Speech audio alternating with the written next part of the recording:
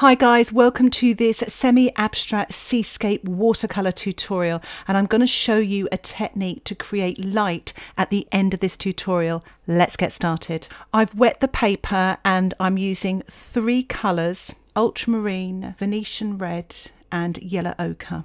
You can choose your own three colours, choose your own three favourite colours. This painting is completely from my imagination.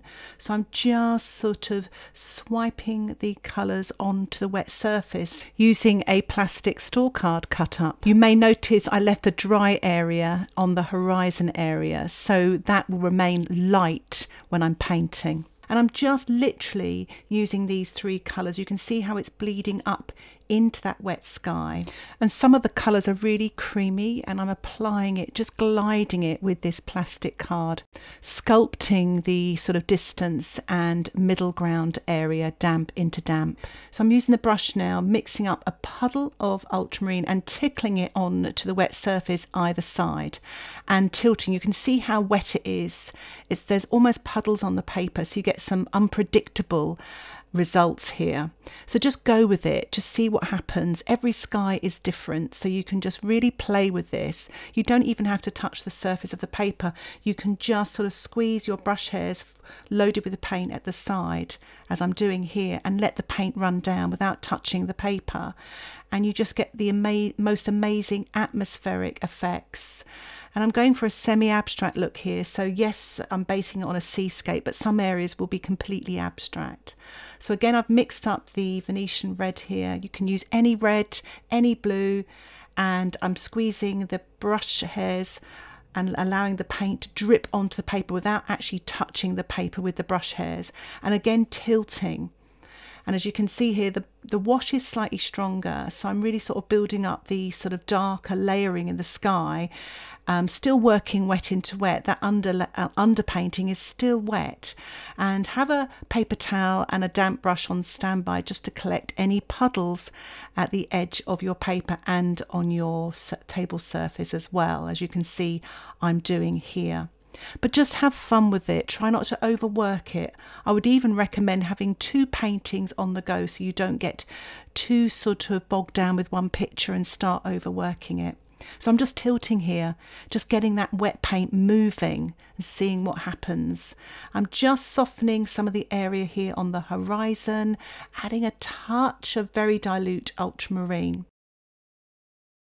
So I have mixed up some Venetian Red with ultramarine and a puddle of yellow ochre, and I am painting rocks in the foreground on the beach with my size 8 brush. It's pretty dry in this area, and the consistency of the paint is milky, and I'm applying the darker colour now on top, damp into damp, with a little bit more ultramarine to make it even darker. So I've kind of layered these three different colours and colour mixes. I'm just finessing some of the shapes here and using the plastic card to draw out some of the paint there to create some sort of grass-like effects. And what I'm doing now, I had a little spot in the sky, but I thought it'd be a great opportunity to spritz the sky, it's still damp, to create some light areas in the sky, but just to show you can make corrections. Sometimes we get these sort of things in the sky.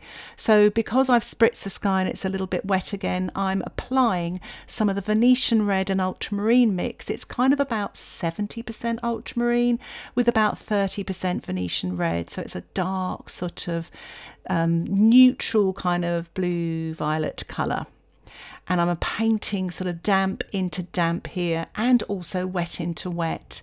Taking a lot of chances, may get some cauliflowers, but that's absolutely fine. It's really a good idea to play with watercolour, to experiment with it, and what better thing to do than to paint something out of your imagination, tilting and spritzing and just seeing what happens. Again, not very much brushwork here. I just want to create a really atmospheric sky using wet in wet techniques and the tilting techniques. You may want to do this on an old towel as well, so that you can collect puddles at the bottom. It soaks them up. But remember to collect any puddles on the side of your painting after you've finished tilting because they might creep into the painting later if you don't deal with them. So I'm dealing with them here with a clean damp brush, wiping the excess off on my paper towel, tilting again this way. It's so much fun and you get some wonderful atmospheric effects.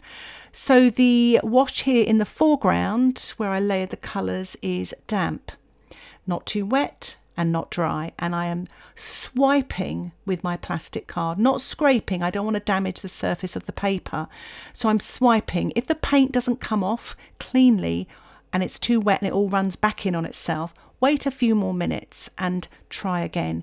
If it has dried too much, give it a little spritz with your spritzer bottle, allow it to soak in again, and then go again and see what happens.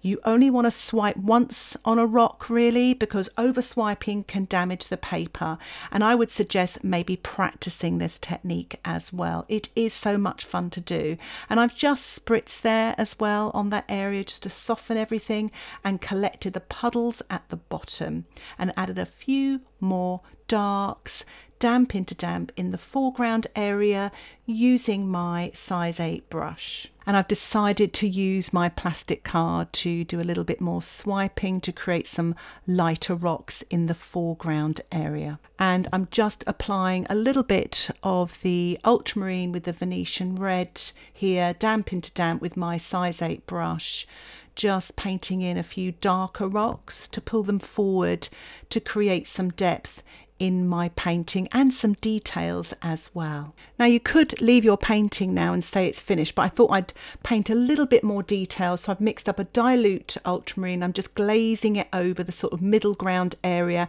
and the middle of the foreground area just to sort of give a touch more colour and some reflection. And I've also mixed up the Venetian Red and the Ultramarine, about 60% Ultramarine, 40% Venetian Red. And I'm just painting some distant land here, just to give a little bit more information on the horizon line.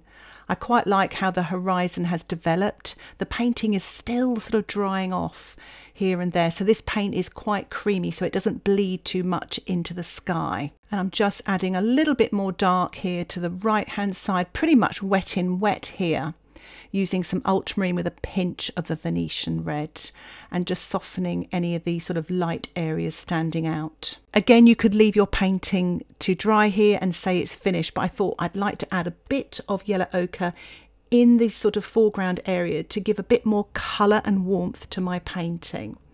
So I painted that wet into wet. And I'm just glazing a little bit more ultramarine on the horizon area and actually mixed up quite thick ultramarine to the left here. I just felt it needed a little bit more oomph to really balance the painting out. And I've mixed up some more ultramarine and Venetian Red and painted this in the foreground, damp into damp. And I thought it'd be quite nice to have a little spatter as well. It stops me from overworking my painting.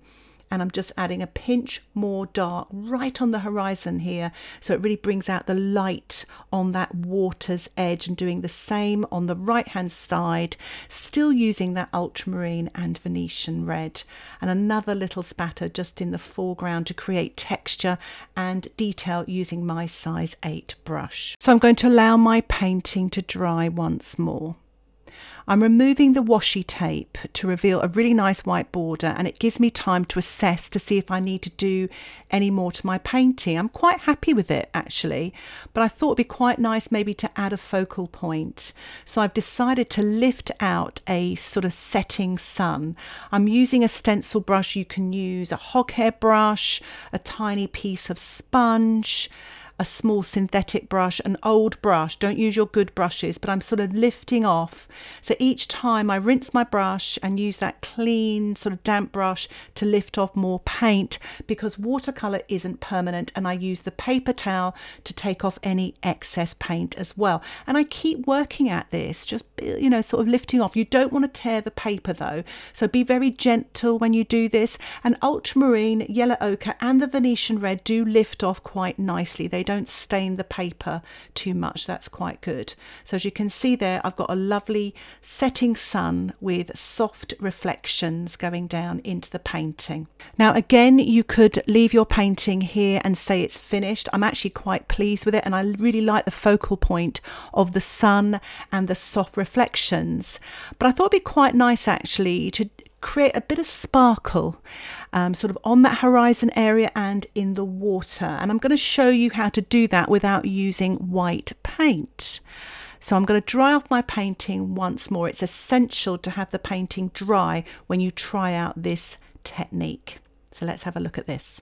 So I'm going to use a craft knife, and remember to make sure your painting is thoroughly dry or you could tear a hole in it. So I'm just very gently scraping off the paint with the tip of the blade there. Just take your time with this. Do a little bit at a time to make sure you get the feel of it. You don't want to gouge a big hole in your lovely painting. So I'm just scraping off very gently, and you can see it creates a lovely sparkle, and you're actually tearing the surface of the paper. So this is permanent. So only do this after you have a practice. So I'm just sort of scraping off a little bit more just around the reflection of the sun and the reflections into the sort of wet sand here to finish off my painting. So I really hope you enjoyed that technique, and here is the finished painting. If you have any questions about this tutorial, please put them in the comments section. And if you'd like to support the tutorials that I publish here on YouTube, why not think about joining my Patreon membership?